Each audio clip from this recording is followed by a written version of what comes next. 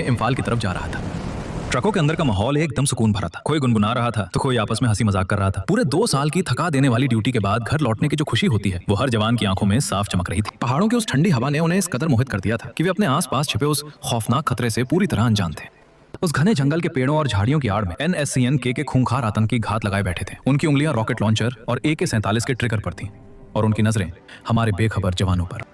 काफिले की सबसे आगे वाली गाड़ी जैसे ही पहाड़ के एक अंधे मोड़ से गुजरती है, एक कान फाड़ देने वाला धमाके के साथ गाड़ी खिलौने की तरह हवा में उछल जाती है। उन्होंने सड़क के नीचे पहले से IED बॉम्ब बिछा रखा था जो अब फट चुका था। चंद सेकंड्स के अंदर जन्नत सा दिखने वाला वो हरा भरा जंगल बारूद और आग के काले धुएं से घिरकर किसी सुलगते हुए नर्क में बदल जाता है। धमाके से हमारे शूरवीर अभी संभल भी नहीं पाते कि ऊंचाई पर बैठे वो आतंकी उन पर ऊपर से रॉकेट लॉन्चर और मशीन गनों से अंधाधुंध गोलियों की झड़ी लगा देते हैं। ये सब इतनी तेजी से हुआ कि जब तक हमारे फौजी अपनी बंदूकों का सेफ्टी कैच खोलकर जवाबी फायरिंग की पोजीशन लेते, तब तक वो आतंकी पूरे काफिले को खून और आग में नहलाकर उसी घने जंगल में भूतों की तरह गायब हो चुके थे। उस मनहूस पल में सिर्फ एक ही झटके के अंदर भारत माँ ने अपने 18 वीर सपूतों को हमेशा के लिए खो दिया और 15 जांबाज जवान खून से लथपथ होकर बुरी तरह घायल हो गए। जब ये खौफनाक खबर हेडक्वार्टर पहुंची तो पूरी भारतीय फौज के सीने में आक्रोश का ज्वालामुखी फट पड़ा। ये कोई आम गुस्सा नहीं था, ये बदले की वो आग थी जो अब आतंकियों को नर्क तक पहुंचाकर ही शांत होने वाली थी। आज के इस वीडियो में हम भारतीय सेना के उसी खूंखार और सीक्रेट मिशन को डिकोड करेंगे। एक ऐसा ऑपरेशन जहां उरी की तरह ही हमारे कमांडोज ने सरहद पार की, म्यांमार के खतरनाक जंगलों को चीरा और दुश्मनों को उनके ही घर में घुसकर मौत के घाट उतार दिया। इस बेहद खुफिया और जानलेवा मिशन को नाम दिया गया ऑपरेशन हॉट परस्यूट। 5 जून 2015 नई दिल्ली। 18 शहादतों की खबर ने दिल्ली के सत्ता के गलियारों में सन्नाटा ला दिया था। हालात की गंभीरता को देखते हुए प्रधानमंत्री नरेंद्र मोदी ने बिना एक पल गवाए एक top secret high level meeting बुलाई। इस मीटिंग में शामिल थे रक्षा मंत्री मनोहर पर्रिकर, गृह मंत्री राजनाथ सिंह के साथ साथ 2 वो चेहरे मौजूद थे जिनकी रणनीति दुश्मनों की रूह कपा देती है, NSA अजीत डोभाल और army chief Dalbir Singh Suhag. Meeting शुरू होते ही मोदी जी ने खड़े होकर सीधा सवाल पूछा, इंटेलिजेंस रिपोर्ट क्या कहती है? तभी आर्मी चीफ दलबीर सिंह अपनी जगह पर खड़े होते हैं और अपनी कड़क आवाज में जवाब देते हैं, सर ये खूनी खेल national socialist council of Nagaland यानी NSCN-K के आतंकियों ने खेला है। मेरे जवानों का खून खौल रहा है। आप बस एक इशारा करें, वो इन कायरों को राख के ढेर में बदल देंगे। कमरे में बैठे मंत्री अभी फौज के इस गुस्से को समझ ही रहे थे कि तभी अजीत डोभाल की शांत लेकिन चुभने वाली आवाज गूंजी, ये आतंकी सीमा पार करके म्यांमार के घने जंगलों में छिप गए हैं। अगर आज हमने कोई ठोस और मजबूत कदम नहीं उठाया तो ये लोग पूरे नॉर्थ ईस्ट को दूसरा कश्मीर बना देंगे। मजबूत कदम सुनकर गृह मंत्री राजनाथ सिंह ने थोड़े हैरान होते हुए पूछा, डोभाल जी आपके इस कदम का मतलब म्यांमार की सीमा में घुसना तो नहीं? डोभाल ने राजनाथ सिंह की आंखों में देखा, अपना चश्मा ठीक किया और बिना कोई शब्द कहे सिर्फ एक हाँ में अपना सिर हिला दिया।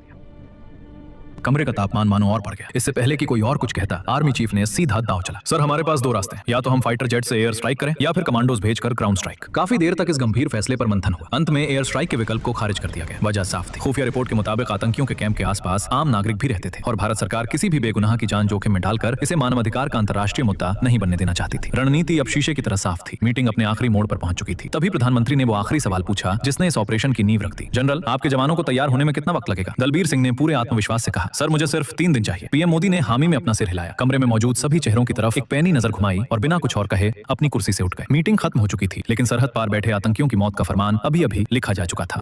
दिल्ली के उस वॉर रूम का दरवाजा खुलते ही आतंकियों की मौत का काउंटडाउन शुरू हो चुका था। इन खूंखार दरिंदों का शिकार करने के लिए किसी आम टुकड़ी को नहीं बल्कि जंगल के असली शेरों को चुना गया। हमारी 21 पैरा स्पेशल फोर्सेस, वाघ नख यानी बाघ के पंजे के नाम से मशहूर इस एलीट यूनिट को जंगल वॉरफेयर में ऐसी महारत हासिल है कि सरहद के इस पार कोई भी आतंकी अपना अड्डा बनाने की जुर्रत तक नहीं कर सकता। नॉर्थ ईस्ट में चाहे कुदरत का कहर हो या आतंकियों का खौफ, 21 पैरा के ये जांबाज हमेशा सीना ताने सबसे आगे खड़े मिलते हैं। तारीख 6 जून 2015। ऑपरेशन की तैयारियां युद्ध स्तर पर शुरू हो गई, लेकिन इस मिशन की जान थी इसकी गोपनीयता यानी सीक्रेसी। दुश्मन को भनक तक न लगे इसलिए भारत सरकार ने मीडिया के सामने एकदम चुप्पी साध ली। यहाँ तक कि पीएम मोदी भी अपने पहले से तय बांग्लादेश दौरे पर निकल गए। दिल्ली की इस खामोशी को देखकर आतंकी बेफिक्र हो गए। उन्हें लगा कि भारत अब कोई कदम नहीं उठाएगा और वो बेखौफ होकर एक और खूनी हमले की साजिश रचने लगे। लेकिन वो बेवकूफ इस बात से अनजान थे कि पर्दे के पीछे 21 पैरा SF ने अपने हथियारों पर धार रखना शुरू कर दिया था और इतिहास गवाह है, जब जब पैरा कमांडोज ने अपने जूतों के फीते कसे हैं, दुश्मनों को सीधे जहन्नुम का रास्ता देखना पड़ा है। इधर नागालैंड के दीमापुर में 3 कोर के खुफिया हेडक्वार्टर में एक बहुत ही अहम बैठक चल रही थी। यहाँ army chief Dalbir Singh, Ajit Doval, 3 corps के commander lieutenant general Bipin Rawat और 21 पैरा के कमांडर मौजूद थे। पैरा कमांडर ने मैप पर उंगली रखते हुए एक अहम खुलासा किया, हमारे खबरी बता चुके हैं कि आतंकियों के सबसे बड़े और सुरक्षित ठिकानों की सटीक लोकेशन मिल गई है। हम 9 जून को हमला कर सकते हैं। लेकिन तभी एक बहुत बड़ी रुकावट सामने आई। कमांडर ने बताया कि इस खास मिशन के लिए अभी उनके पास सिर्फ 40 कमांडो ही मौजूद है, जबकि उस पार कैंप में खूंखार आतंकियों की तादाद बहुत ज्यादा हो सकती है। 40 कमांडो और सामने खूंखार आतंकियों की फौज। कमरे में एक पल के लिए भारी सन्नाटा छा गया, लेकिन तभी एक ऐसा फैसला लिया गया जिसने पूरी बाजी पलट दी। इस मिशन के लिए कोई समझौता नहीं किया जा सकता था, इसलिए जो सबसे खूंखार और बेस्ट कमांडो छुट्टी पर गए हुए थे या किसी दूसरे अहम ऑपरेशन पर तैनात थे, उन्हें रातों रात सीक्रेट तरीके से एयरलिफ्ट करके नागालैंड बुला लिया गया। अब 70 शेरों की एक ऐसी टीम तैयार थी जिसके सामने मौत भी कांप उठी। सारी मुश्किलें खत्म हो चुकी थी और अब आतंकियों की नरक से दूरी बस कुछ ही पलों की मोहताज थी।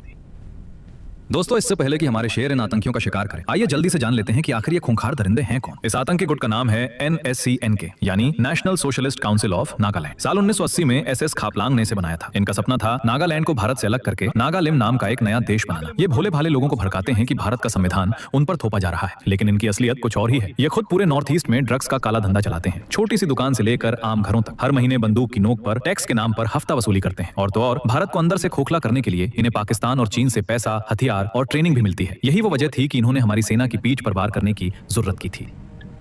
8 जून 2015 सुबह के 8 बजे Indo Myanmar border 21 para SF के हमारे 70 खूंखार कमांडोज अपने 18 भाइयों का बदला लेने के लिए पूरी तरह तैयार खड़े थे। अपना असली रूप छिपाने के लिए उन्होंने बिहार रेजिमेंट की वर्दी पहनी हुई थी। हाथों में असॉल्ट राइफल्स, पीठ पर rocket launchers, night vision goggles और खतरनाक स्नाइपर्स। हमारे जवान खामोशी से म्यांमार की सरहद में दाखिल हो जाते हैं। यहाँ से आतंकियों का अड्डा जंगल के सीने में करीब 50 किलोमीटर अंदर था। अब कमांडोज के सामने एक दोहरी जंग थी। एक तरफ म्यांमार का वो खूंखार जंगल था जहाँ हर कदम पर लैंडमाइंस, दुश्मन के खबरी और आतंकियों के स्नाइपर्स मौत बनकर बैठे थे, और दूसरी तरफ खुद कुदरत उनका इम्तिहान ले रही थी। 40 डिग्री का झुलसाने वाला तापमान और 98% उमस। पीठ पर 15 किलो का भारी भरकम पिट्ठू लादे बिना एक भी बूंद पसीना पोछे हमारे शेर अपने शिकार की तरफ बढ़ते जा रहे थे। शाम के 4 बज चुके थे। फौजी जंगल की इतनी गहराई में पहुंच चुके थे कि सूरज की रोशनी भी उस घने अंधेरे को चीर नहीं पा रही थी। हर एक घंटे में हेडक्वार्टर में बैठे लेफ्टिनेंट जनरल बिपिन रावत को रेडियो पर बस एक बीप का सिग्नल भेजा जा रहा था कि हम सही रास्ते पर हैं। तभी घुप अंधेरे में कुछ ऐसा होता है जो एक झटके में इस पूरे सीक्रेट मिशन को तबाह कर सकता था। कमांडोज दबे पांव आगे बढ़ रहे थे, तभी सामने से 2 अजनबी हाथों में बंदूक लिए सीधे हमारे जवानों की तरफ आ रहे थे। जैसे ही हमारे कमांडोज की नजर उन पर पड़ी, उन्होंने पलक झपकते ही अपनी गन तान ली और दोनों को चारों तरफ से घेर लिया। पूछताछ में पता चला कि वो कोई आतंकी नहीं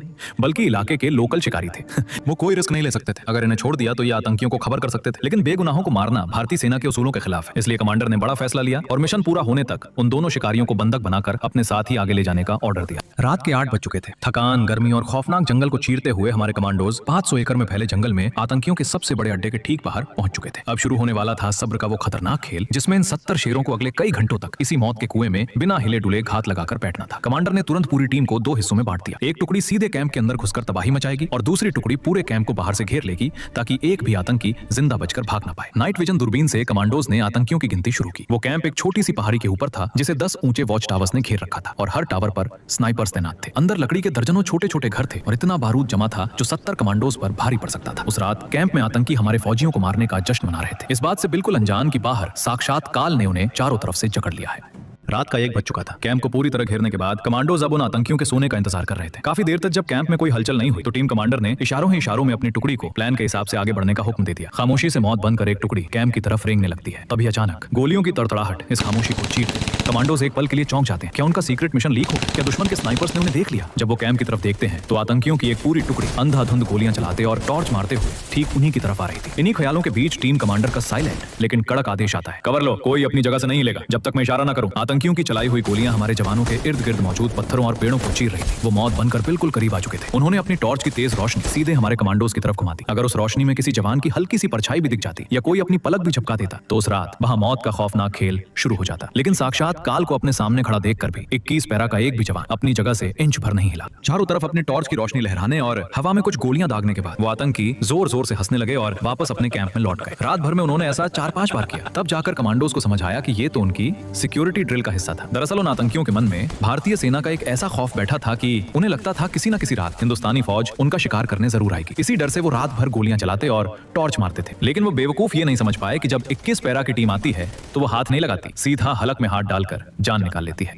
सुबह के 5 बज चुके थे। सूरज की पहली किरण के साथ ही आतंकियों की ड्रिल खत्म हो गई और वो पूरी तसल्ली से बेफिक्र होकर सो रहे थे। लेकिन शेर की यही तो खासियत है, वो तब झपटता है जब शिकार सबसे कम चौकन्ना हो। टीम कमांडर ने इशारा किया और सभी 70 कमांडोज ने कैंप से महज 50 मीटर की दूरी पर अपनी पोजीशन ले ली। कमांडर की उंगलियों ने 3 तक की गिनती गिनी और गिनती खत्म होते ही म्यांमार का वो जंगल धमाकों से दहल उठा। एक साथ 10 रॉकेट लॉन्चर्स ने आतंकियों के कैंप पर आग की बारिश कर दी। उधर हमारे स्नाइपर्स ने वॉच टावर पर बैठे आतंकियों को परिंदों की तरह नीचे गिरा दिया। पल भर में ही वो पूरा कैंप तबाही के खौफनाक मंजर में बदल गया। आसमान में काला धुआं था और जमीन पर आतंकियों के खून की प्यासी गोलियां बरस रही थी। कमांडोज की एक टुकड़ी वॉर क्राई के साथ सीधे कैंप के अंदर घुसी और उनकी बंदूकों ने मौत का राज छेड़ा। चारों तरफ अफरा तफरी मच गई। जो आतंकी कुछ दिन पहले हमारे जवानों की मौत का जश्न मना रहे थे वो अब चीखते चिल्लाते इधर उधर भाग गए। किसी ने बंदूक उठाने की हिम्मत भी की तो उसकी मैगजीन लोड होने से पहले ही वो 21 पैरा की गोली का शिकार हुआ। करीब 40 मिनट, सिर्फ 40 मिनट तक उन पर मौत बरसाई। एक एक करके 100 से भी ज्यादा खूंखार आतंकियों को उनकी सही जगह यानी सीधे नरक पहुंचा दिया गया। उन शैतानों को मौत के घाट उतारने के बाद हमारे जवानों ने पूरे कैंप को आग के हवाले कर दिया,